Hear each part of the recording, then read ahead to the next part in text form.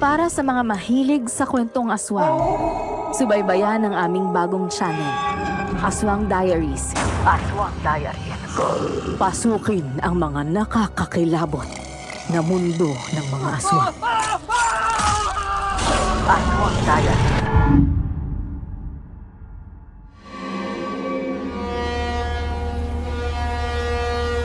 Kuya Renato, malayo pa ba tayo?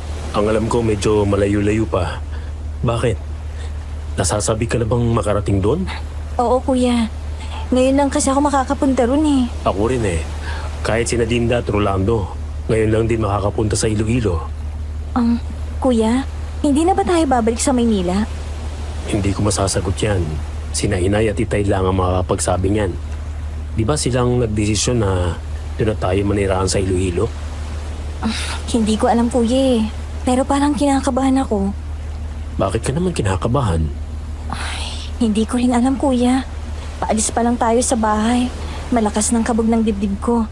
Para kasing may hindi magandang mangyayari ron. Uy, huwag ka nga magsalita ng ganyan. Huwag kang manakot. Totoo naman ang sinasabi ko ah. Basta hindi ko maipaliwanag. Ganito rin ang naramdaman ko nang bago namatay si Lola Fausto. Naalala mo? Bago natin nalaman na sinaksak siya ng mandurukot sa Quiapo. Baka naman nagkataon lang yun, Ara. Hindi yun nagkataon, kuya. Bago yun, namatay rin yung kapitbahay natin si Aling Dina dahil inatake sa puso. At bago nangyari yon, kinabahan din ako ng kakaiba. Ano na naman pinag-uusapan niyo dyan, ha? Mukhang seryoso na naman ang chismisan nyo ah. Ano ba yan? Ito kasing si Ara. Kinukutuban daw siya ng masama sa pagpunta natin sa Iloilo. Ano? Anong kutob naman yan, Ara? Totoo ang sinasabi ko, ate. May masama akong kutob sa pupuntahan natin. Kaya kailangan nating mag-ingat.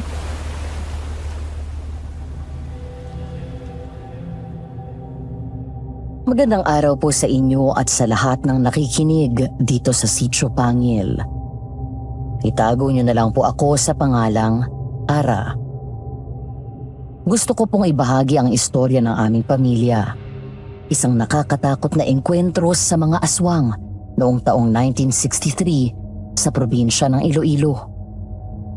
Hindi ko na rin po babanggitin ang mismong lugar, pati na ang totoong pangalan ng aking pamilya at ng mga taong naging bahagi ng kwentong ito upang mapanatili ang kanilang pagkakakilanlan. Ngunit ang lahat ng aking ikukwento ay tunay na nangyari. Isang karanasang kailanman ay hindi namin malilimutan.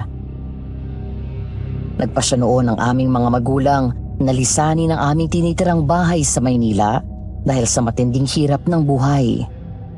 Ang mataas na gastusin, kakulangan sa trabaho at lumalalang kaguluhan sa lungsod ang nagudyok sa kanila na pumunta sa probinsya ng Iloilo na kinalakhan ng aming tatay.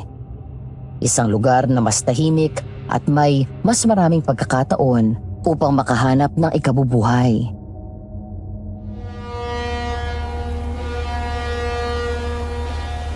Ano ka mo? Kinakabahan ka, Ara? Ano bang kalokohan yan, mga anak? Ano ba itong sinasabi ng kapatid nyo, Renato? Ewan ko ba dyan kay Ara, Itay, kung ano-anong sinasabi. Sa totoo lang, Inay, Itay, may punto rin naman sinasabi ni Ari. Sinabi niya na yan dati sa akin nung bago mamatay si Lolo. Ang sabi niya, kinukutuban daw siya ng masama. Pagkatapos kinaumagahan, nabalitaan na lang natin na hinold up si Lolo sa may Quiapo. At nang manlaban siya, sinaksak siya ng ice pick sa tagiliran. Baka naman nagkataon lang yon, mga anak. Minsan kasi natural lang yan na nakakaramdam tayo ng kaba kapag may mangyayaring hindi maganda. Kinakabahan daw si Ara, Tay. Sa pagpunta natin sa Iloilo, nangangamba siya na may masamang mangyayari. Ay naku, pwede ba? Tigilan nyo na ang usapang yan.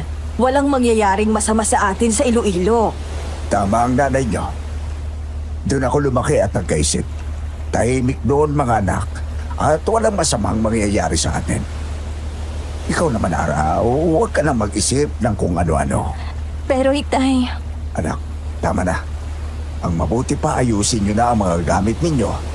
Malapit na tayong dumahong.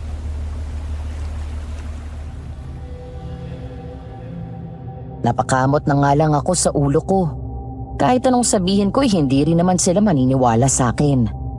Pero iba talaga ang pakiramdam ko. Napakabigat sa dibdib. Parang may bumabagabag sa akin na hindi ko maipaliwanag. Habang lumalapit kami sa Pampang, lalong lumakas ang kaba ko.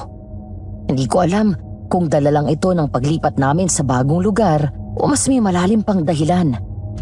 Pero isang bagay ang sigurado.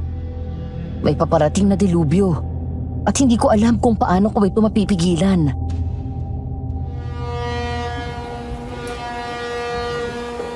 Oh, nandito na tayo mga anak. Ay, naku, mabuti naman at nakadaog na tayo. Ang haba rin ng biyahe natin. Nandito na tayo sa Iloilo, Itay. Dito na po ba talaga tayo titira? Oo anak, simula ngayon, dito na tayo maninirahan. Matatagalan na ulit tayo bago makabalik ng Maynila. Ay, eto na pala yun. Hindi po ba nakakainip dito? Oo nga po, Tay. Mukhang wala namang sinahan dito. O kahit parke na pwedeng paglibangan. May mga sinihan at parke rin dito sa Iloilo, anak. Kaya may mapaglilibagan din kayo rito. Oh, yun naman pala, Rolando. Sigurado mag-enjoy tayo rito. Tay, saan po tayo tira rito?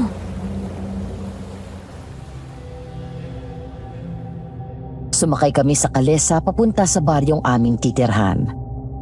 Habang bumabiyahe, napansin namin na paunti ng paunti ang mga bahay na dinaraanan namin. Pinalilibutan din ng malalaking puno ang paligid. Ang kaninang maingay na usapan namin ay napalitan ng katahimikan. Tila ba lahat kami ay nakikiramdam. Tanging tunog ng gulong ng kalesa ang naririnig namin. Nakakatakot naman dito, Tay. Bakit parang walang masyadong bahay sa paligid? Oo nga po. Hindi po ba delikado dito, Tay? Huwag kayong mag-alala, ligtas tayo rito. Hindi tulad sa Maynila na magulo at may mga krimen. Pero teka, Romeo. Tama ba itong lugar na dinadaanan natin? Bakit parang mali naman yata ang daan? Napakaliblib na dito at parang hindi na nadadaanan ng tao. Sigurado ka bang tama ang direksyon natin? Eh baka maligaw tayo. Oo, Nemia. Tandang-tanda ko pa ang lugar na ito. Pero nakapagtataka. Bakit? Wala na masyadong bahay dito. Bago ako umalis dito noon, ay may ilang kabahayan pa akong nadaanan dito. Ngayon parang iniwan na ng mga tao ang lugar na ito. At tingnan nyo, may mga bahay naman oh. Kaso parang matagal nang pinabayaan. Wala nang nakatira. Tay, sigurado po ba kayong may nakatira pa sa bar yung pupuntahan natin? Eh baka naman inabandonan na rin ang lugar na yun. Baka naman po may iba pa tayong pwedeng daanan, Tay. Nakakatakot po kasi rito.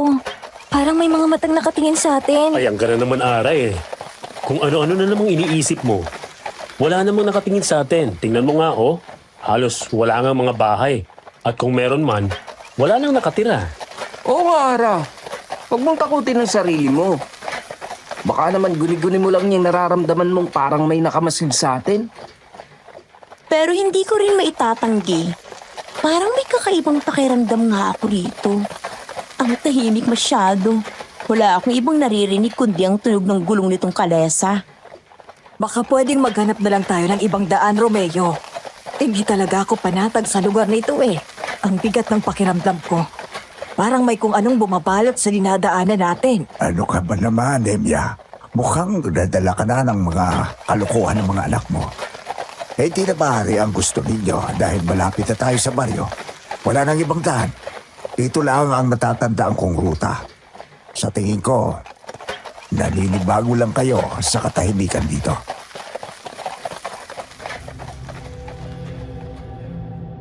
Hanggang sa tuluyan na kaming nakarating sa baryong titirhan namin. Pagbaba namin ng kalesa ay mas lalo akong kinabahan. Gusto ko nang sabihin sa mga kasama ko ang masamang kutob ko. Pero alam kong hindi nila ako paniniwalaan. Naglakad pa kami ng ilang hakbang hanggang sa may nakita kaming tindahan sa di kalayuan. Tingnan nyo, may tindahan doon. Wala naman yan dati ah. Tara, punta tayo. Tao po! Tao po! Anong maipaglilingkod ko sa inyo? Magandang hapon po, ako po si Romeo. At ito po ang aking asawa at mga anak. Galing po kaming Maynila.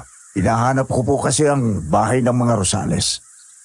Kilala niyo po ba sina Fausto at Delia Rosales? Sandali. Natatandaan ko na sila. Si Fausto yung dating magsasaka at yung asawa niyang si Delia na dating kasambahay. Oo, natatandaan ko sila. Yung bahay nila ay malapit lang dito. Maglakad lang kayo ng kaunti pa. Kapag may nakita kayong malaking puno ng duhat, katapat noon ang bahay nila. Pero, ang alam ko, matagal nang wala rito ang mag-asawang yon. Opo, dahil sa Maynila na po sila nanirahan mula nang ikasal ako. Ako po ang nag-iisa nilang anak. Ngayon po, dito na kami titira ng pamilya ko. Gusto kong bumalik sa lugar kung saan kami lumaki. Mas tahimik dito kumpara sa Maynila at nais naming magsimula ng bagong buhay. Tama po yan, Manang.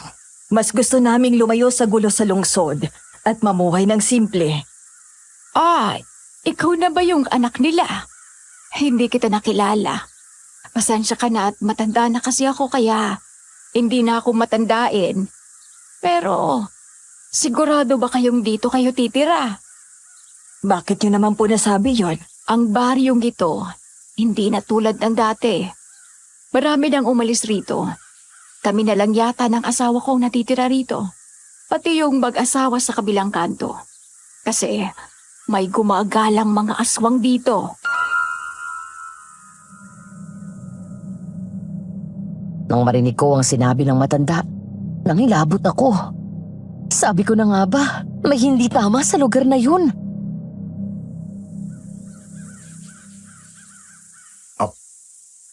Ano po, aswang? Totoo po ba yung sinasabi ninyo, Manang? May aswang dito? Ano po bang kalukuhan yan? May aswang pa ba sa panahon ngayon? Di tama palang kutob ni Ara. May masamang nangyayari dito. Nako. Huwag kayong basta maniwala sa sabi-sabi lang. Malay nyo, magbibiro lang itong si Manang. Sige po, Manang. Salamat sa impormasyon. Tara na, puntahan na natin ang bahay na titirahan natin. Dali-dali kaming umalis sa tindahan ng matandang babae upang puntahan ang bahay na sinasabi ni tatay na titirhan namin. Ngunit nang lingunin ko ang matandang babae, nakita ko pa siyang napailing at nakatingin sa amin habang naglalakad kami palayo. Ito na yung sinabi ng matanda na puno ng duha. Ito na rin ang bahay natin. Sa wakas, nakita rin natin. Ba, medyo malaki palang bahay nyo rito ah. Bakit, Inay? Hindi pa po ba kayo nakarating dito? Hindi pa anak, dahil sa Maynila kami nagkakilala ng tatay mo. Palagi rin namang nagpupunta ron ng lolo at lola nyo hanggang sa ikasal kami. Doon na rin sila nanirahan, kaya kahit kailan hindi ko pa napuntahan ang lugar na ito.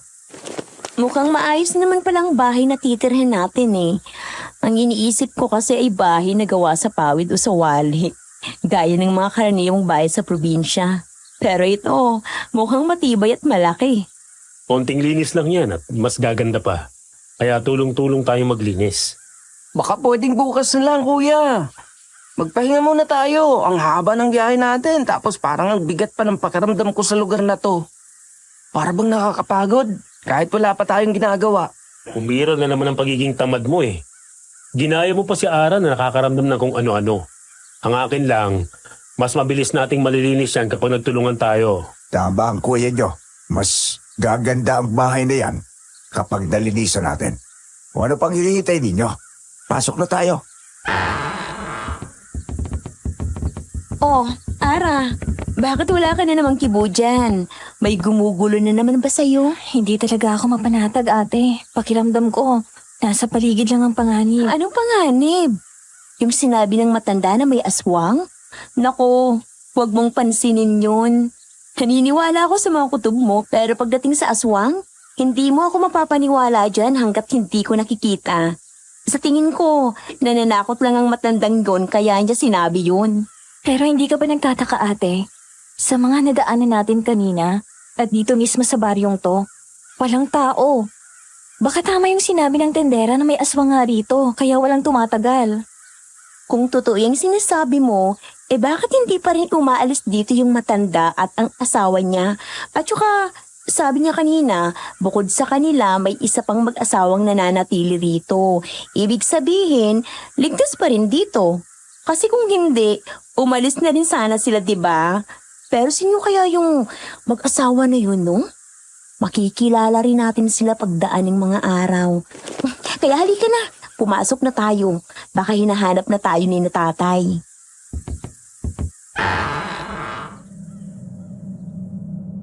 Sa unang gabi namin sa bahay na yon, hindi ako masyadong makatulog dahil namamahay ako.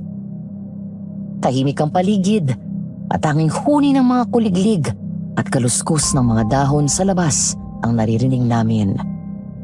Ngunit sa kabila ng katahimikan, may kung anong hindi maipaliwanag na pakiramdam ang bumalot sa akin. Parang may kakaibang presensya sa paligid. Habang nakahiga ako, biglang may narinig akong mahina, ngunit malinaw na pagaspas ng kung anong lumipad sa labas. Animoy isang malaking ibon.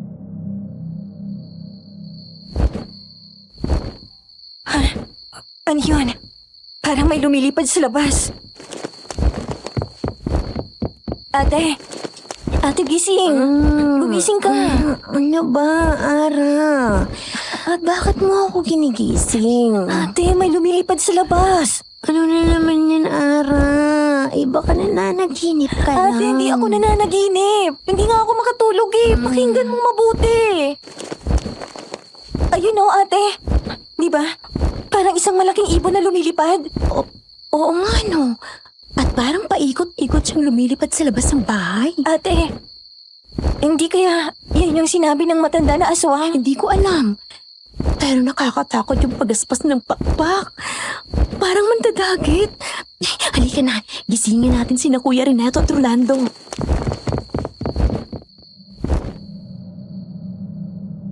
Dali-dali kaming pumunta sa kabilang kwarto at ginising sina Kuya Renato at Kuya Rolando. Pupungas-pungas pa nga ang dalawa habang napabalikwas mula sa higaan nila.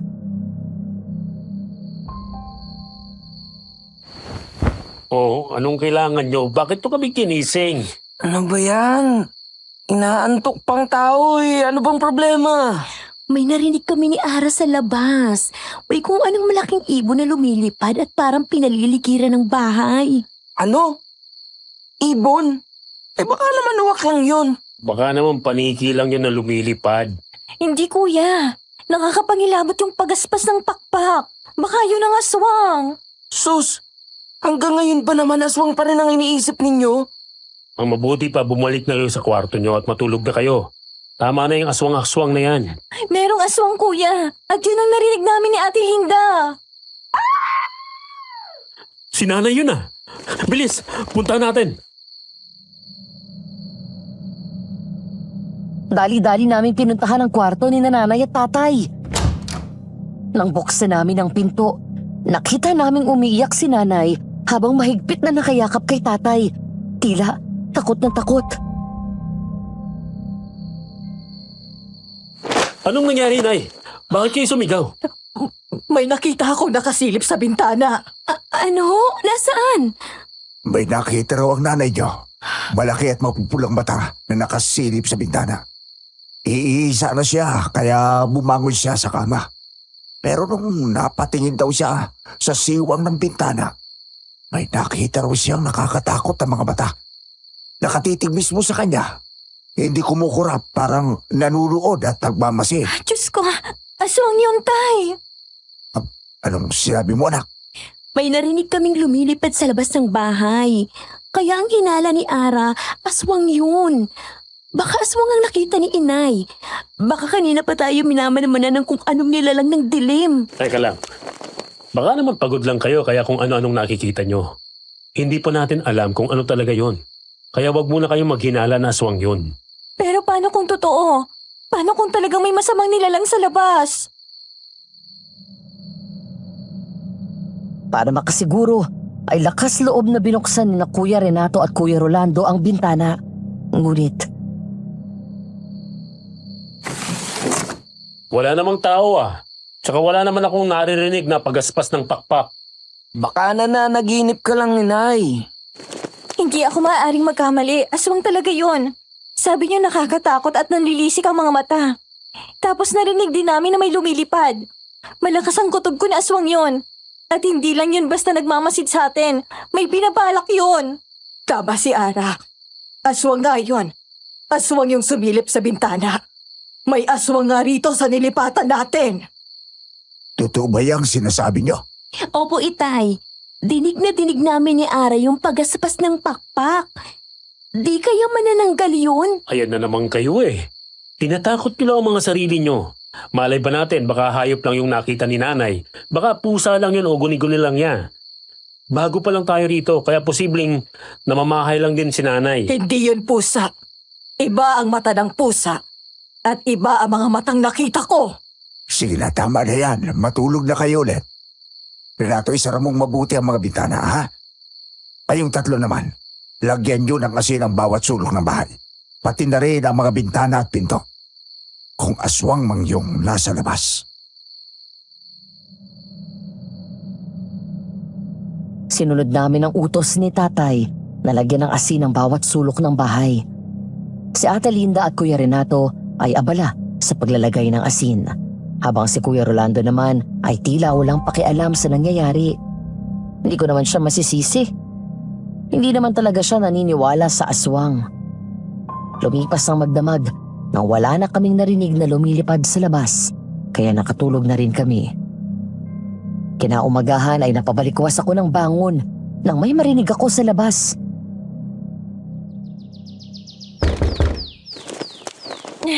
Ano ba yan? Naantok pa ako eh.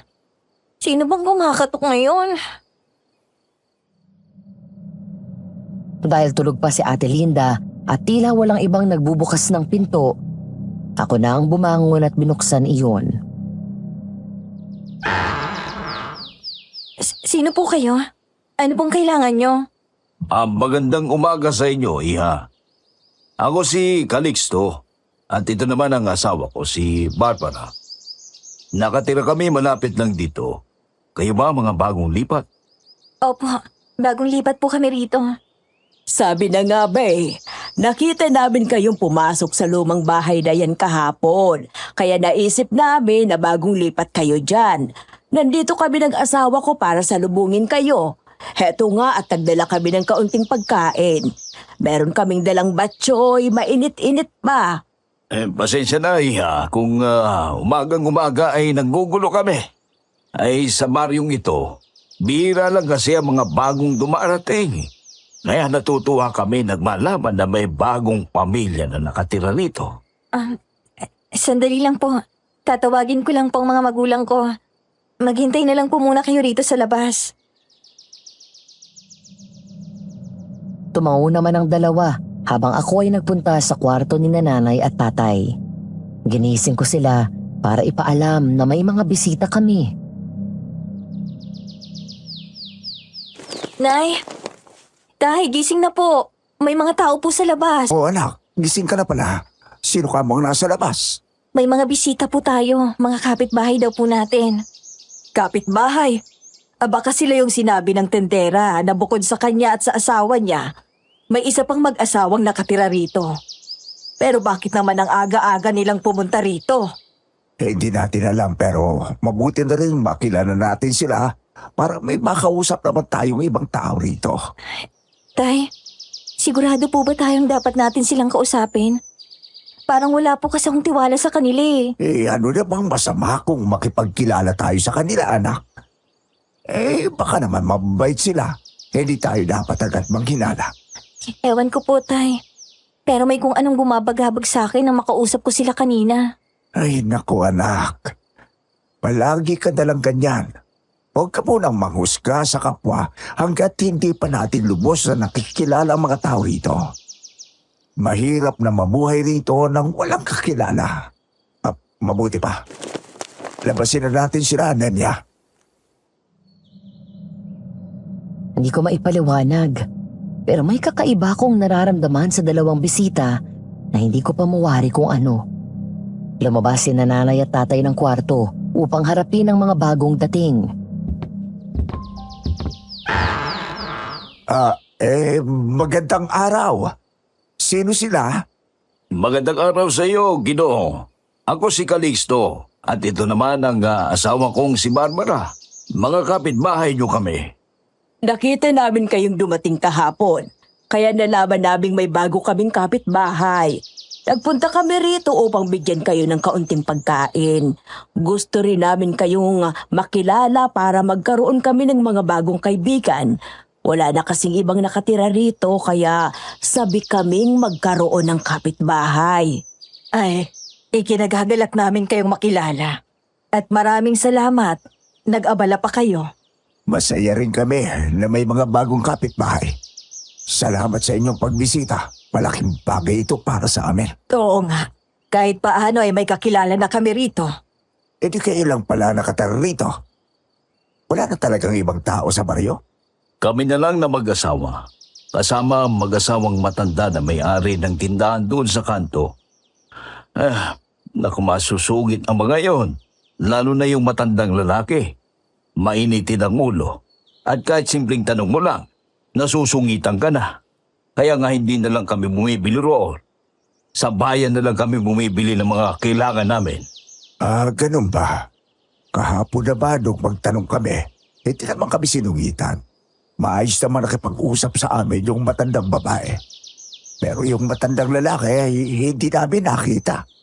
Hindi kasi palalabas yun. Palaging nagkukulong sa bahay nila. Parang ang may itinatago ang mag-asawang yun eh. Ano naman ang itinatago nila? Nasabi na ba sa inyo na kaya wala nang nakatira rito ay dahil may aswang? Oo. Sinabi yun sa amin ng matandang babae.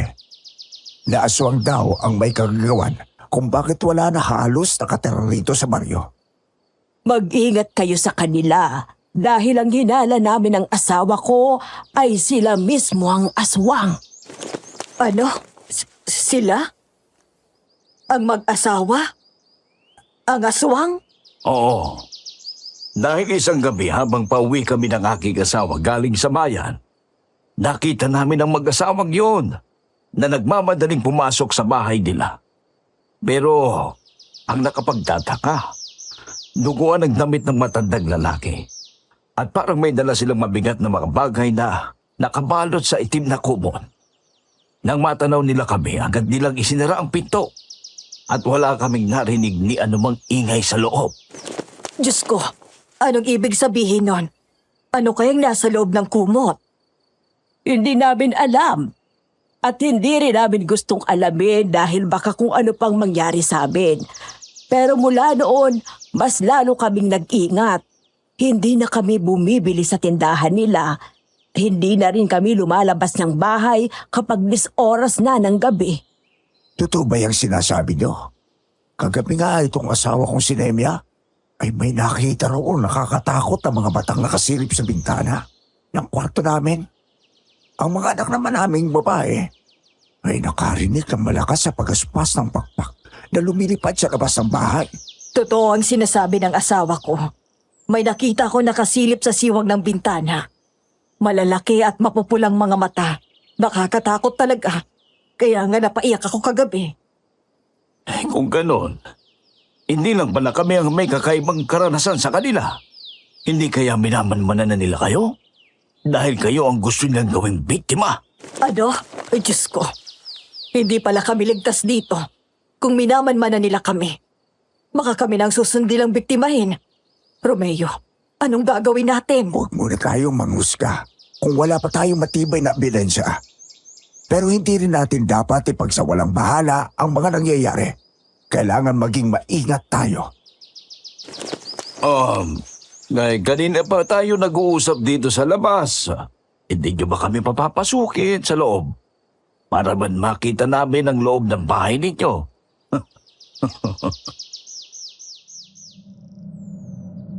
Sa sinabing yun ng matandang lalaki, nagkatinginan kami ni nanay. Hindi niya naiwasang mapataas ang kilay sa sinabi nito. Na para bang May ibang ibig sabihin ang hiling nito. Saglit siyang tumikhim bago sumagot. Pilit na pinapanatili ang kalmado niyang boses. Ay, pasensya na po, Mang Calixto. Medyo magulo pa kasi sa loob. Hindi pa kami masyadong nakakapag-ayos mula nang dumating kami rito. Napansin ko ang saglit niyang pag-iwas ng tingin bago muling ngumiti. Pero sa pagkakataong yun, may kung anong kakaiba sa ngiti niya. Parang may itinatago. Napansin din siguro ni tatay ang reaksyon ni Mang Calixto, kaya pinagbigyan na niya ito. Sige, tuloy kayo. Pagpasensyahan nyo na, medyo magulo pa sa loob. Hindi pa kami masyado nakakapaglinis. Pagpasok nila sa loob ng bahay, napansin kong panay ang tingin nila sa paligid. Tila may hinahanap o iniinspeksyon. Para bang may gusto silang makumpirma? Maging ang kilos nila ay maingat, dahan-dahan, at halos hindi nag-iingay. Nalalong nagbigay sa akin ng hindi maipaliwanag na takot. Narinig ko ang usapan nila sa labas tungkol sa dalawang matandang may-ari ng tindahan. Pinagbibintangan nilang mga aswang ang mag-asawa. Pero iba ang aking hinala. May mga bisita po pala tayo. Nay, tay, sino po sila?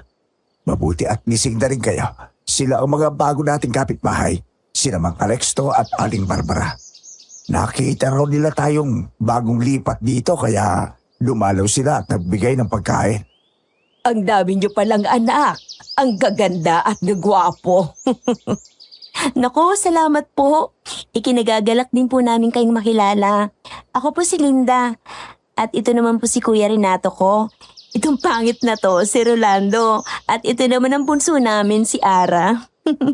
Oo. Kilala na namin siya. Siya ang nagbukas ng pinto sa amin kanina nang kami kumato. Ay, napakaganda niya ring dalaga. Ewan ko ba, pero hindi talaga ako komportable sa kanila. Parang may kung anong kakaiba sa kilos nila. May itinatagong lihim na nagpapatindig ng balahibo ko. Ang paraan ng kanilang pagsulyap sa bawat sulok ng bahay, ang pabago-bago nilang tingin sa isa't isa, at ang tila pilit nilang ngiti ay nagdudulot sa akin ng matinding kaba. Ramdam ko ang unti-unting pagbigat ng hangin sa loob ng bahay. Hindi ko maipaliwanag, pero parang hindi lang sila basta nagmamasid. Tila may gusto silang makumpirma. Maupo muna kayo. Pasensya na kayo kung medyo magulo pa rito. Hindi pa namin masyadong naayos ang bahay. Ipagtitimpla ko kayo ng kape. Gusto niyo ba ng kape o tsaa? Ay, salamat. Kahit ano na lang. Sige, saglit lang. Ihahanda ko na rin ang dinala niyong batchoy. Ara, sila ba yung sinasabi ng matandang babae kahapon na ibang kapitbahay natin? Oo, ate. Pero hindi ako panatag sa kanila. Parang may kakaiba sa kilos nila. Mula nang dumating sila, panay ang sulyap nila sa bawat sulok ng bahay. Para ba may hinahanap? At yung paraan ng pagngiti nila, hindi totoo, parang pilit. Ayang ka na naman sa mga kutob mo, Ara. Baka naman namamali ka lang ng hinala. Hindi porket tahimik sila at panay ang tingin sa paligid, may masama na silang bala. Hindi lang yun, kuya. Ramdam ko talaga. Parang may bumabalot na kakaibang aura sa kanila. Ara, ano bang ibig mong sabihin? Hindi ko alam. Pero may pakiramdam akong hindi natin sila dapat pagkatiwalaan. Hindi ko sinasadyang mapatingin kay Mang Calixto ng mga oras na yon.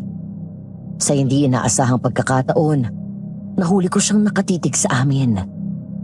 Ngunit sa sandaling nagtama ang aming paningin, bigla siyang ngumiti. Isang ngiti na lalong nagpatayo sa balahibo ko. Sasabihin ko sana yon sa mga kapatid ko, ngunit biglang humirit si Kuya Rolando. Pati ba naman ang mga bago nating kapitbahay pag hinilaan mo? Hindi ba pwede nagkataon lang na ganon talaga sila kumilos? Baka naman hindi sila sanay makihalubilo. Kaya parang ang dating sa inyo ay may tinatago sila. Hindi kuya, iba talagang pakiramdam ko. Hindi to basta hinala lang. Para ba may bumubulong sa akin na mag-ingat tayo sa kanila? Hindi kaya nasasabi mo yan dahil sa nangyari kagabi? At dahil inungkat mo yan kuya, kanina narinig ko silang pinag-uusapan ng matandang tindera at ang asawa nito. Ay sabi nila, ang dalawang matanda raw ang mga aswang. Totoo ba yan, Ara? Eh, mukhang mabait naman yung matanda ah. Wala naman akong nakitang kakaiba sa kanya. Baka naman haka-haka lang yan ang mag-asawang yan. Hindi ko rin alam kuya. Pero ang hinala ko, ang dalawang yun ang mga aswang. Nagkatinginan ang mga kapatid ko sa sinabi ko. Hindi sila makapaniwala at tila nag-aalinlangan kung totoo ba ito o haka-haka ko lang. Tahimik silang nagpalitan ng tingin. Naghihintay kung may magsasalita. Ara, hindi basta-basta ang pagbibintang na yan. Porke ba parang may sakit sila sa balat at kakaiba ang kilos nila, aswang na kaagad sila? Tama si Linda, Ara.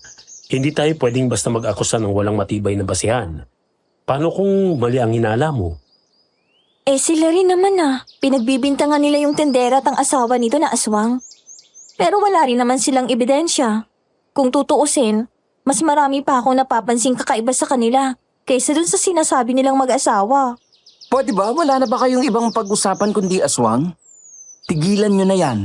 Ang nangyari kagabi, wala lang yun. At siguradong hindi aswang yun. Ayan ka na naman, Rolando. Eh kung walang aswang, ano yung narinig namin ni Ara kagabi? At ano yung nakita ni Nanay? Maano mo ipapaliwanag yon, Aber? Ngunit hindi nakasagot si Kuya Rolando. Bigla siyang natahimik at halatang wala siyang masabi. Habang nag-uusap kaming magkakapatid, hindi namin namalayan na palabas na ng pinto ang dalawang bisita. Tila nagmamadaling umalis. Sige, asahan namin kayo lahat bukas ng gabi sa bahay namin, ha? Magluluto ako ng masarap na ulam para sa inyo.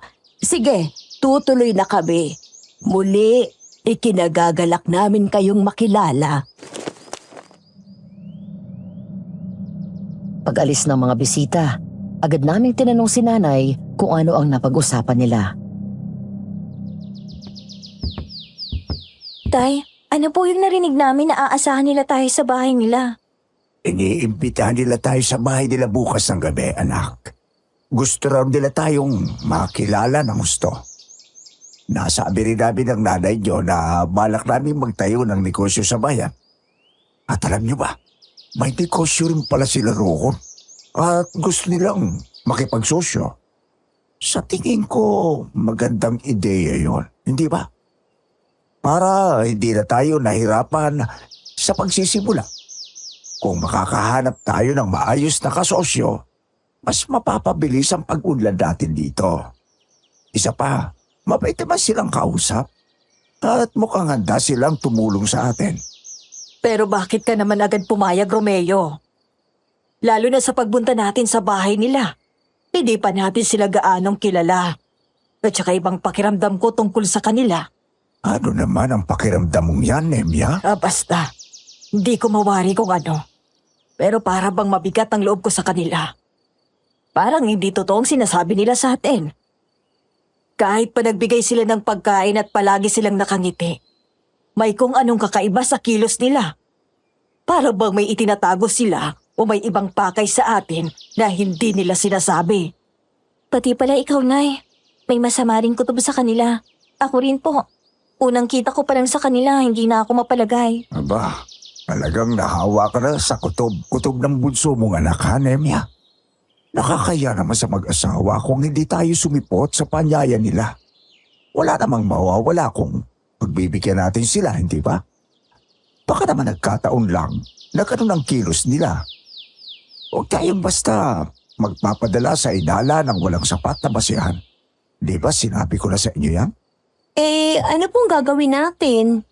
Pupunta po ba tayo? O iiwas na lang tayo gaya ng sinabi ni Inay at Ara? Kung may kutob silang masama sa mag-asawang yon, baka mas mabuti nang umiwas tayo kaysa mapahamak, di ba? Bakit naman hindi tayo pupunta? Para mas makilala pa natin sila ng lubos at hindi puro negatibong iniisip niyo tungkol sa kanila. Malay natin, baka nagkakamali lang tayo ng hinala at mabubuting tao naman talaga sila. Hindi natin malalaman ang totoo kung hindi natin susubukang makipagkilala ng maayos sa kanila. Tama si Kuya Renato. Wala namang masama kung pupunta tayo. Isa pa, sayang yun. Kainan din yun. Ikaw talaga kahit kailan, umiral na naman ang pagiging masiba mo. May masamang kutob na nga sina Inay at Ara sa kanila, pero gusto mo pa rin pumunta doon. Pwede ba? Tama sina Renato at Rolando. Walang masama kung pagbibigyan natin sila. Isa pa, magandang pakikitungo nila sa atin. Kaya bukas ay pupunta tayo sa salo-salong ihahanda nila. Ayoko na mamapahiya tayo sa kanila. Lalo na nagpakita sila ng kabutihan sa atin. Sa halip na magduda, mas mabuting alamin muna natin ang totoong pakay nila. Pero tay, naniniwala po ba kayo sa sinabi nila na aswang daw ang matandang tindera at ang asawa niya? Hindi ko pa masasagot yan, anak. Pero sa tingin ko, wala na ba silang dahilan para magsinungaling sa atin. Pero kung totoo ang sinasabi nila, dapat din nating iwasan na mag-asawag yon. Ang sabi pa nila kanina, nag-iisip na sila ng paraan para mapaalis dito ang mag-asawang may-ari ng tindahan. Kapag napatunayan nila na tama ang hinala nila, saka lang siguro ako lubos na magtitiwala sa kanila. Kung hindi lang dahil sa tatay nyo, hindi ko rin gugustuhin pumunta ron. Tama lang naman si Itay na magpakita tayo ng paggalang sa pamamagitan ng pagpunta natin doon. Lalo na, at gusto pala nilang makipagsosyo sa itatayo ninyong negosyo. Alisin nyo na sa utak ninyo ang tungkol sa aswang at kung ano-anong panghihinala ninyo. Ay nako, mabuti pa wag na muna nating pag-usapan ng tungkol dyan. At naaalala ko lang ang nangyari kagabi. Diyos ko, nakakatakot. Mamayang gabi maglagay ulit kayo ng asin sa bawat sulok ng bahay, ha? Samahan nyo na rin ang bawang para hindi makapasok ang mga aswang. Napaismid na lang ako sa balak ni tatay. Hindi ko gusto ang pagpayag niyang pumunta kami sa bahay ng mga bago naming kapitbahay.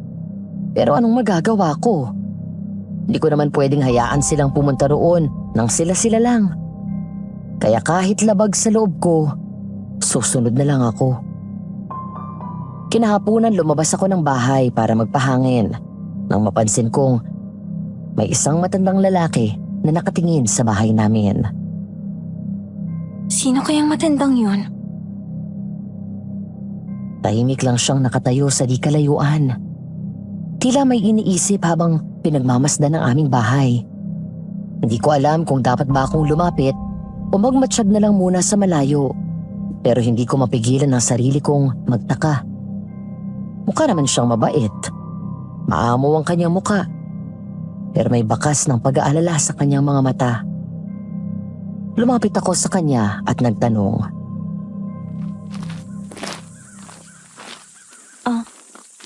Lolo, may hinahanap po ba kayo? Ano pong tinitingnan niyo dyan sa bahay namin? Kayo po ba yung sinasabi ng asawa ko na mga bagong lipat dito sa lugar namin? Sino pong asawa niyo? Yung tindera na nakakausap niyo kahapon. Ako ang asawa niya. Ako si Baldo. At ang asawa ko naman ay si Rosa. Kami ang may-ari ng tindahan na napagtanungan niyo. Opo, kami nga po ang mga bagong lipat dito. Bakit po? Mag-iingat kayo. Kayo ang punteriya ng mga aswang. Kaya huwag kayong basta magtitiwala kung kani-kanino. Nagulat ako sa sinabi niya. Lalo na nang may iniabot siya sa akin. Itago mo yan, Iha. Magagamit niyo yan laban sa mga aswang. Inabot niya sa akin ang isang medalyon na kulay pula, hugis bilog, at may imahe ng kidlat sa gitna. Nang muli kong lingunin ang matanda, naglalakad na siya palayo. Hahabulin ko sana siya upang magtanong pa, Pero tinawag na ako ni nanay dahil may iuutos siya sa akin. Hindi ko alam kung paano gamitin ang ibinigay niyang pangontra. Pero pakiramdam ko, nagsasabi siya ng totoo. Kaya itinabi ko ang medalyong ibinigay niya. Nararamdaman kong malapit na namin itong magamit. Kinagabihan, wala na kaming narinig na lumilipad at wala na ring nakita si nanay na kung anong nakasilip sa bintana. Dahil dito naging payapa ang pangalawang gabi namin sa bahay na yon. Ngunit nang dumating ang araw ng pagpunta namin sa bahay ng mag-asawang Mang Calixto at Aling Barbara. Oh, nakahanda na ba kayo? Magbihis kayo ng maayos, ha? Para naman hindi nakakahiya sa kanila. Eto nga't isinuot ko yung bago kong damit na binili ko sa Quiapo. O ano, bagay ba sa akin? Oo, mahal. Bagay na bagay sa iyo ang damit mo. Lalo kang gumanda. Ay, talaga. Pero alam mo, hindi pa rin mawala ang kaba ko sa pagpunta natin sa bahay nila. Ay, alisin mo na yung kaba na yan.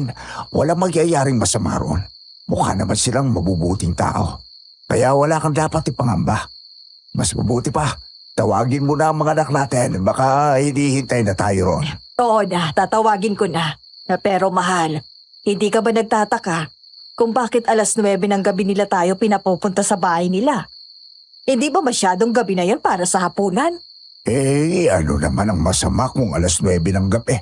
Eh, baka gusto nilang ganung oras kasi marami pa silang ginagawa kung mas maaga. Ay, nako, Nemya.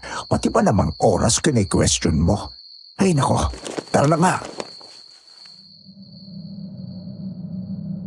Nilakad namin ang daan papunta sa bahay ng mag-asawa. Sabi ni tatay, malapit lang ito sa bahay namin. Hindi nga nagtagal, may nakita na kaming bahay malapit sa sagingan. Ayan na yata ang bahay nila, Tay. Wala naman kasing ibang bahay dito eh. Sagingan pa lang paligid ng bahay nila, no? Pag-aari kaya nila yan? Kung silang may-ari niyan, ibig sabihin, may kaya sila sa buhay. Naku, Tay, baka pwede rin tayong makisosya sa sagingan nila.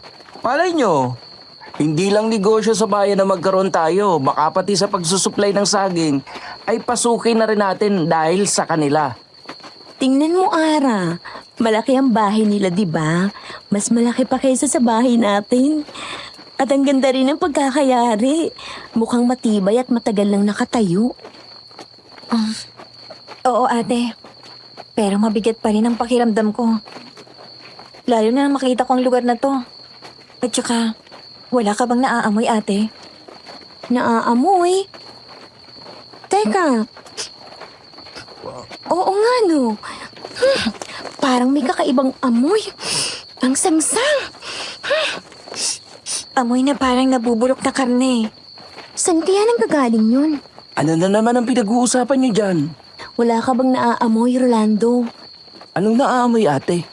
Yung parang amoy na nabubulok na karne. Wala ka bang naaamoy? Sandali. Oo nga, no. Baho! Saan kaya galing yun? Hindi rin namin alam, kuya. Pero kakaiba talagang amoy na yon. Habang papalapit na kami, napansin kong tila napakatahimik ng paligid. Wala man lang ingay ng mga kuliglig. Nang tuluyan na kaming makarating sa harap ng bahay, biglang bumukas ang pinto. Oh, kayo na pala yan. Mabuti at nakapunta kayo. Tara, pasok kayo sa loob. Salamat, Barbara. Hindi ba kami nakakaabala? Nako, hindi kayo abala sa amin. Hali kayo, ipaghahanda ko kayo ng maiinom. Pagpasok namin sa loob ng bahay, napansin namin na madilim ang paligid. Tanging ilaw mula sa kandila ang nagbibigay liwanag. Malaki ang buong bahay na may mga antigong kasangkapan sa loob na nagpapatunay na may kaya sa buhay ang mag-asawa. Ang lumang upuang yari sa kahoy ay may ukit ng mga nakakatakot na mukha. At ang makakapal na kurtina ay bahagyang gumagalaw sa mahina ngunit malamig na ihip ng hangin. Napapalibutan ng alikabok ang mga lumang larawan sa dingding. At ang sahig na gawa sa kahoy ay lumilikha ng mahihinang tunog sa bawat hakbang. Habang lumalalim ang gabi, ramdam ko ang bigat ng katahimikan. Parang may matang nakamasid sa amin mula sa dilim. Naupo kami sa isang mahabang upuang yari sa kahoy, na sa tingin ko ay gawa sa nara. Ilang saglit lang dumating si Aling Barbara, dala ang mga inumin. Agad kong napansin ang kakaibang kulay nito. Kulay berde yun.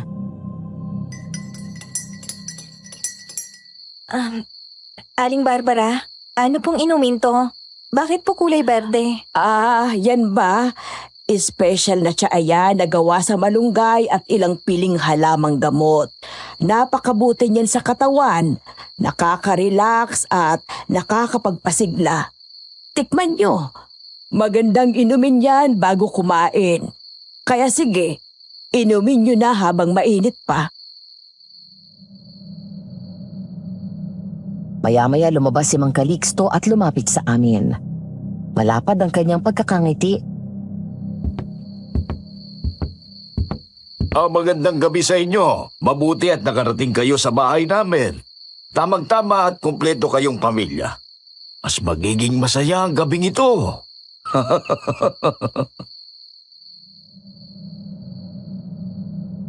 Bigla akong nangilabot. Narinig ko nang tumawa si Mang Calixto. Pero iba ito ngayon. Ang pagtawa niya ay malalim, mabigat at nakakakilabot. Parang halakhak ng isang demonyo. Pakiramdam ko, bumigat din ang hangin sa paligid.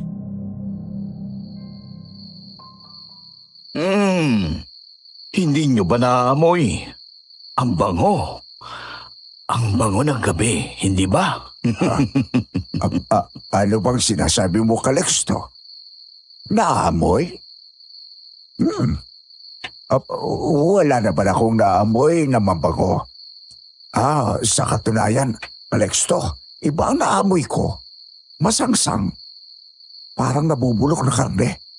Kanina ko pa yan naamoy pero hindi ko lang pinansin.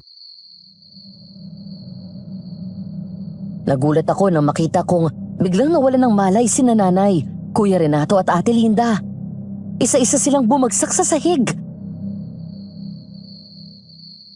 Nay! Kuya Renato! Ate Linda! Ano natutulog kayo dyan? Nay! Kuya! Ate! Ay, Diyos ko! Ano tong ipinainom niyo sa amin? Teka, Nay! Kuya Rolando! Nakainom din ba kayo ng tsaa? ano bang nagyayari? Calixto, Barbara, anong ibig sabihin nito? Mukhang may inilagay sila sa tsa, Tay. Buti at hindi pa namin nainom ni Ara ang tsa namin. Nanginginig kong tiningnan si Aling Barbara at Mang Calixto. Nakapwa may kakaibang ngiti sa kanilang mga labi. Mas lalong lumamig ang paligid at naramdaman ko ang paninikip ng aking dibdib. Hindi ko alam kung ano-ano ang nangyayari, pero isang bagay ang sigurado. Nasa panganib kami. Sayang naman Tatlo pa lang ang hindi nakatulog. Paano ba yan, Barbara? Mukhang kailangan pa nating trabahuin ang iba. Buwisit! Gutom na ako. Gustong gusto ko nang kumain ng walang kahirap-hirap. Tama ka, Barbara. Wala nang patumpik-tumpik pa. Simulan na natin bago pa sila makatakas. Kung ganon, plano ninyo ito? Ano ba kayo?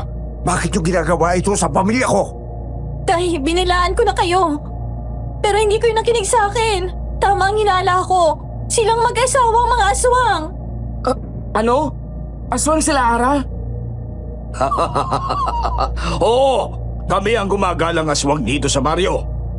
Ibig sabihin, kayo yung narinig namin ni Ate Linda na lumilipad sa labas ng bahay namin? Hayop kayo? Kayo pala ang dahilan kung bakit natakot ang asawa ko noong nakaraang gabi. Kayo pala ang mga aswang. Mga demonyo kayo. Anong balak ninyo sa amin? Ano pa nga ba? Siyempre, gagawin namin kayong apunana. Noong nakaraang gabi pa namin kayo gustong kanin. Pero naglagay kayo ng asin sa loob ng bahay ninyo. Kaya hindi kami nakapasok. Lalo na itong bunso mo, Romeo. Sariwang sariwa at parang ang lambot-lambot ng laman. Napaatras ako sa takot, habang ang malamig na hangin ay tila lalong bumigat sa paligid. Ramdam ko ang panginginig ng aking tuhod. Ngunit hindi ko maaring hayaang lamunin ako ng takot. Kailangan kong protektahan ang pamilya ko. Ano man ang mangyari? Ang sama nyo! Kaya pala halos wala nang nakatira rito. Dahil kayo ang mga aswang na nanggagambala sa baryong ito. Ang kapal na mukha niyong ibintang sa mag-asawang may-ari ng tindahan ng pagiging aswang. Yun pala, kayo ang tunay na salot! Wala kang karapatang tawagin kaming salot. Mas mataas kaming mga aswang kesa sa inyong mga tao. Mga pagkain lang namin kayo. At dahil gagawin na rin naman namin kayong pagkain, isisiwalat na namin ang lahat. Hindi talaga kami taga rito. Dayo lang kami rito. Galing kami sa Antique. Nang lumipat kami rito sa Iloilo, ang saya-saya namin ni Calixto. Marami kaming nabibiktima rito. Pero nang kumalat ang balita na may aswang sa baryo, unti-unting nagsialisa ng mga tao dito. Hanggang sa kaming dalawa na lang ni Calixto at ang mag-asawa sa tindahan ang natira sa lugar na to. At ang nakakainis, hindi namin mabiktima ang mag-asawang yun dahil may mga pangontra sila laban sa amin. Kaya't napilitan kami maghanap ng makakain sa ibang lugar. Pero nang malaman namin dumating kayo rito, hindi na namin kailangang lumayo pa. Kaya pala pilit nyo kaming iniimbitahan dito sa bahay nyo para gawin kaming pagkain. Akala ko pa naman mababait kayo, pero eto pala ang layunin ninyo sa amin. Sinadya kong lagyan ng pampatulog ang tsaan na ibinigay ko sa inyo para hindi na kami mahirapan ng asawa ko. Para hindi na rin maramdaman ang iyong kamatayan. Pero 3 lang ang nakainom at nakatulog, kaya wala silang mararamdaman na sakit. Pero kayong 3, mararamdaman niyo ang sakit kung paano mamatay. Nanlaki ang aming mga mata nang biglang magbagong anyo ang mag-asawa. Unti-unti, humaba ang kanilang mga mukha. Parang hugis ng mukha ng kabayo. Lumabas ang maiitim at magagaspang na balahibo sa kanilang buong katawan. Ang kanilang mga daliri ay humaba. Lumabas ang matutulis na kuko. At sa kanilang likod ay tumubo ang malalaking pakpak na parang sa paniki. Nanlilisik ang kanilang mga mata na puno ng panganib habang patuloy ang kanilang pagbabagong anyo. Dinig na dinig namin ang kanilang nakakakilabot na halakhak. Malalim, mabagsik, at tila nagmumula sa impyerno.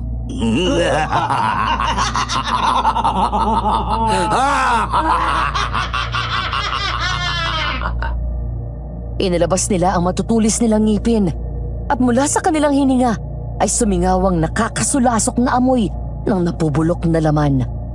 Kaya pala nakakaamoy kami ng masangsang na parang bulok na karne. Amoy pala yun ng mga aswang. Sa mga sandaling yun, napagtanto naming 3 ni na Tatay at Kuya Rolando na wala na kaming ibang pagpipilian kundi lumaban o mamatay. Oras na para mamatay ang pamilya ninyo. Kanina pa ako natatakam. Ang uunahin kong kainin ay ikaw, Ara. Hindi kami papayag na mangyari yan. Lalaban kami. Kahit pabuhay namin ang kapalit. Tay, huwag ka mag-alala. Hindi tayo susuko. Sama-sama tayong 3 ni Ara. Ipaglalaban natin ang buhay natin. Hindi nila tayo basta-basta magagawang hapunan. Mabilis na sumugod ang lalaking aswang kina Tatay at Kuya Rolando. Agad na nasugatan ni Mang Calixto ang braso ni Tatay gamit ang kanyang matutulis na kuko. Akmang sasakmali na ni Mang Calixto ang leeg ni Tatay Ngunit kahit nasugatan, isang malakas na tadyak ang pinakawalan ni tatay sa lalaking aswang. Sapul sa mukha ni Mang Calixto.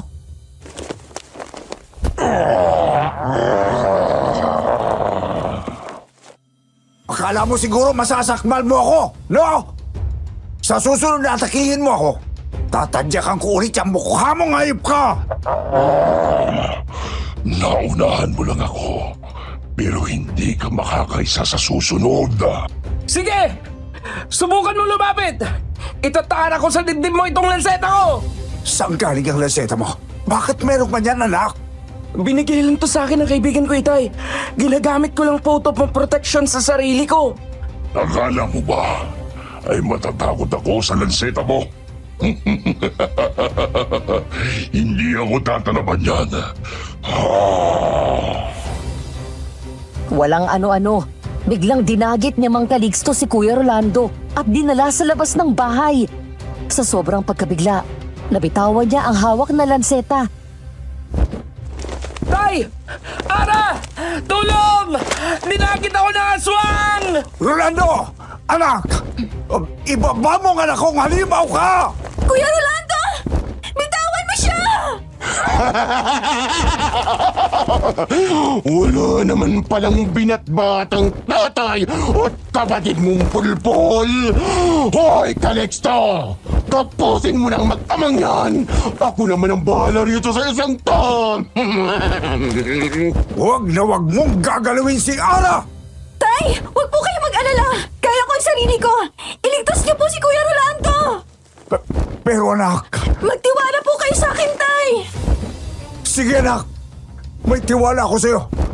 Calixto! Ako ang harapin mo at bitiwan mo yung anak ko! Tayo ang magtutuos! Aling Barbara! Nagalit ang babaeng aswang sa sinabi ko. Kaya sinugod niya ako. Gamit ang matutulis niyang mga kuko, tinangka niyang sugatan ako sa tagiliran. Ngunit mabilis akong nakailag. Nadampot ko ang nakasinding kandila sa ibabaw ng mesa at agad yung inihampas sa mukha ng aswang.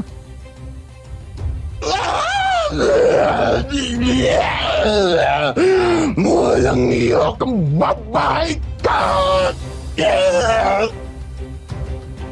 Napasigaw sa sakit ang aswang nang masunog ng apoy mula sa kandila ang kanyang mukha. Apoy lang palang katapat mong bruha ka!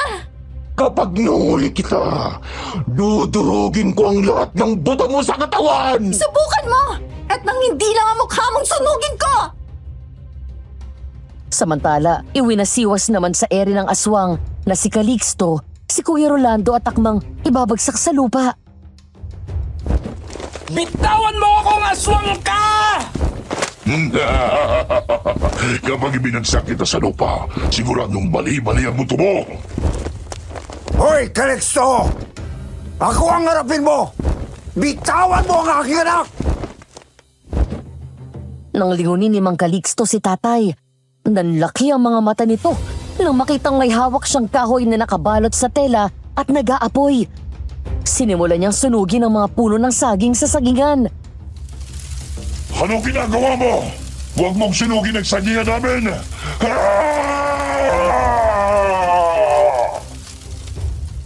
Sa sobrang galit, ibinagsak ng lalaking aswang si Kuya Rolando.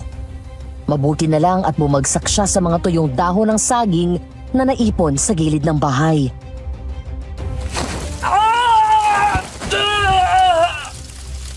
Wala kang karapatan na sunugin ang sagingan namin. Humanda ka sa akin. Ikaw ang uunahin kong pagkain. Sige! Subukan mong lumapit sa akin! Sinugod ni Mang Calixto si tatay. Galit na galit! Ngunit bago pa siya makalapit, inilapit na ni tatay ang hawak niyang kahoy na may apoy sa mukha ng aswang. Kaya napaatras ito.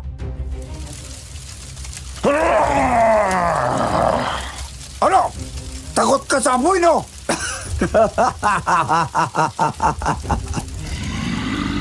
Umangil ang aswang at binalingan si Kuya Rolando na bumabawi pa lang mula sa pagkakahulog. Patakbong umatake ang aswang kay Kuya Rolando. Ngunit bago pa ito makalapit, Mabilis na inilapit ni tatay ang apoy sa pakpak ng aswang. Kaya napasigaw ito ng ubod lakas.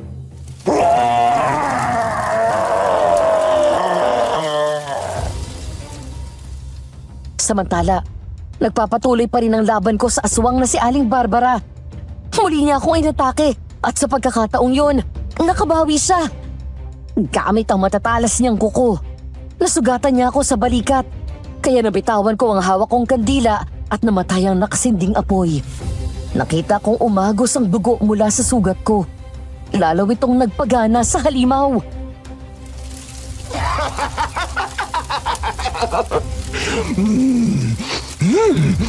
Ang bango-bango ng dugo mo.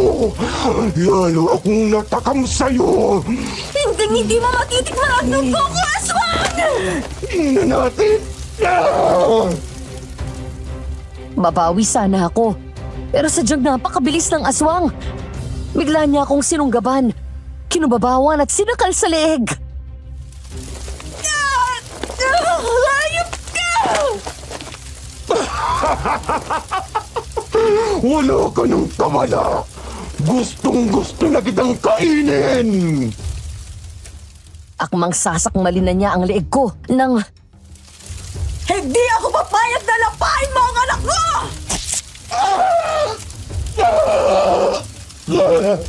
Paanong nagising ka kagad sa pinainom kong tsa? Samantala, napinsala ng husto ang aswang na si Mang Calixto dahil sa malalaking sugat na natamo ng kanyang pakpak mula sa apoy.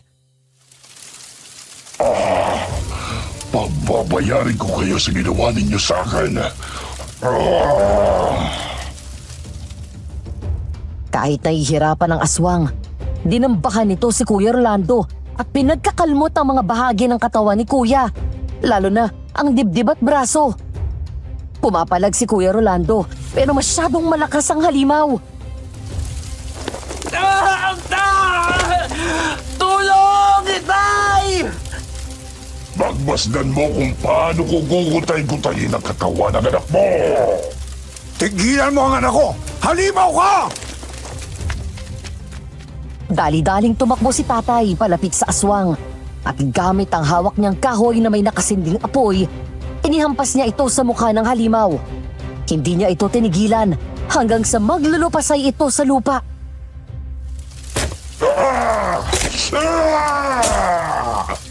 Yan ang dapat sa'yo. Masunog ka! Wala kang karapatang saktan ang mga mahal ko sa buhay. Tingnan mo kung papaano ka papatumbahin ang aking galit, aswang ka.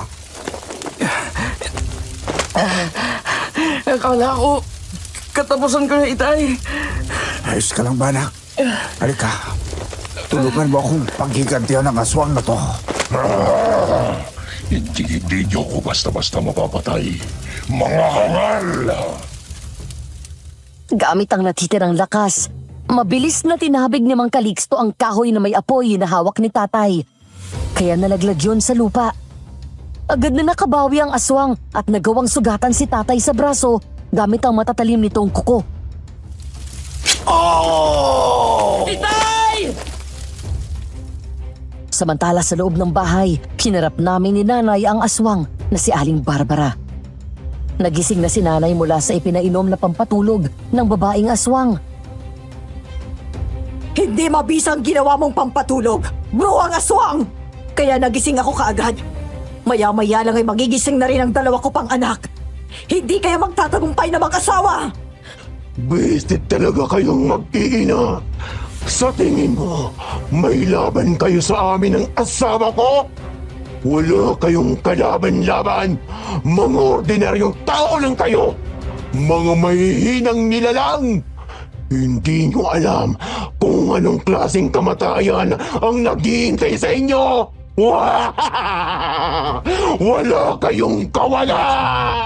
Ang kapal na mukha niyong mag-asawa! Isinisin niyo pa sa ibang pagiging aswang niyo! Mandadamay pa kayo ng mga inosenteng tao! Akala niyo pa, matatakot kami sa inyo? Hindi lahat ng tao mahina!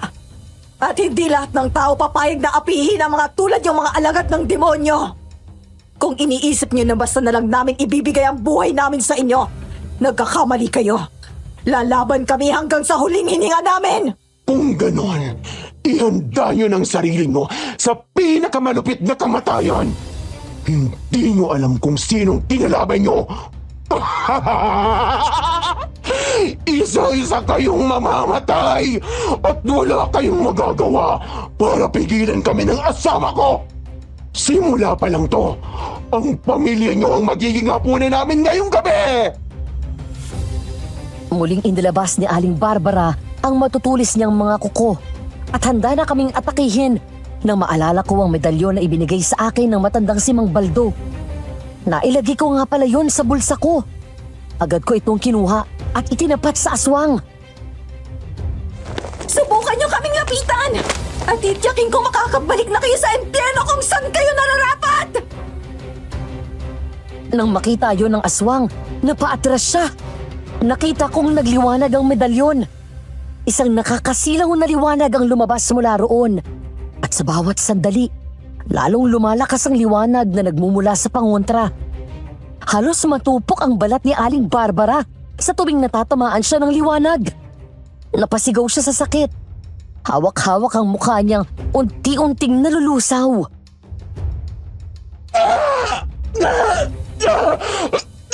Anong klaseng pangontra yan?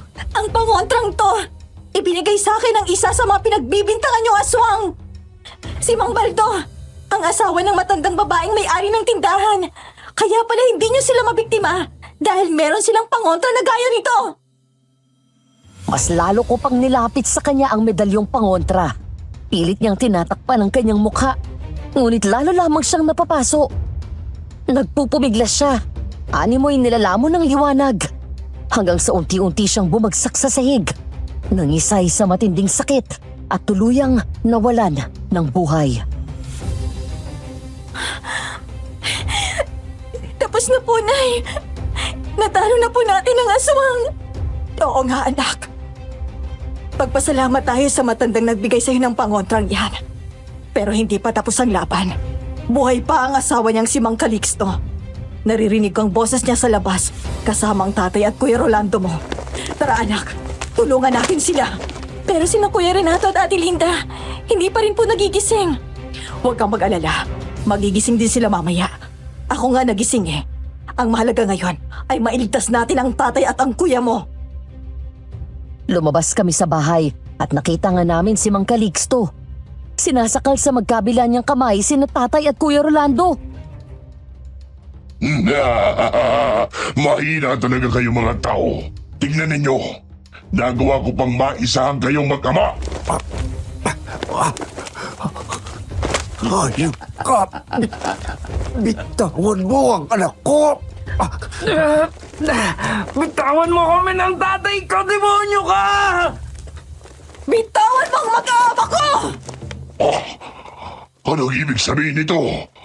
Anong nangyayari kayo? Wala nang pinakamamahal mong asawa! Susunod ka na rin sa kanya sa impyerno!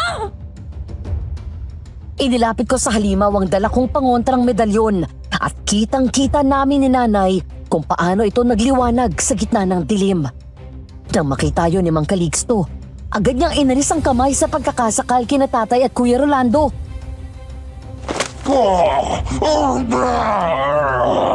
Nasisilaw ako. Tama na! Nasusunog ang balat ko! Kano ba niyong mag-asawa yan? Panahon na para pagbayaran niyo ang mga kasalanan niyo! Mabibigyan na rin ng hustisya ang mga inosenteng tao na naging biktima niyo!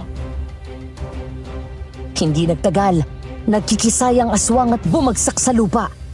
Nagliyab ang katawan ni Mang Calixto na tuluyang tumapos sa buhay niya.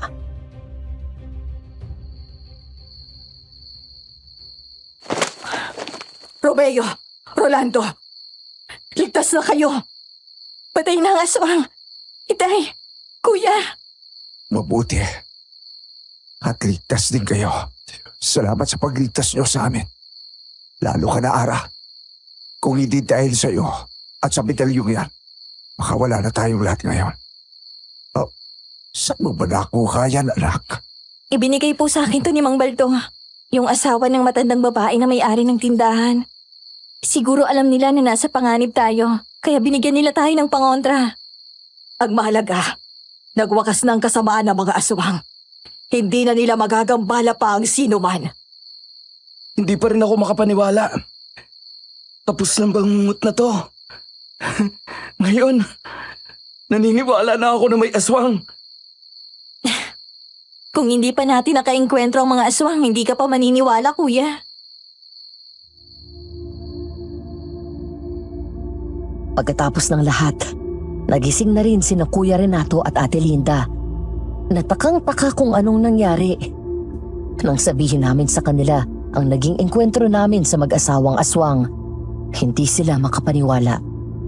Nang gabi ring iyon, pinuntahan namin ang mag-asawang may-ari ng tindahan upang magpasalamat.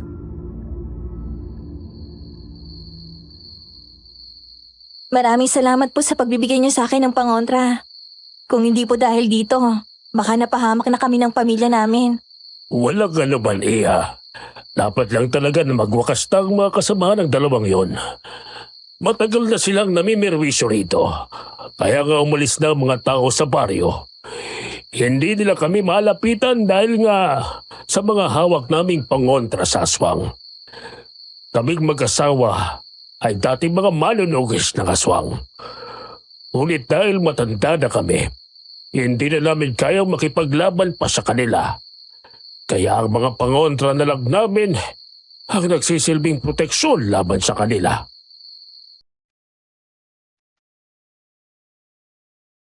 Sinabi rin sa amin ng mag-asawa na sila ang nakatuklas sa pagiging aswang ni Mang Calixto at Aling Barbara.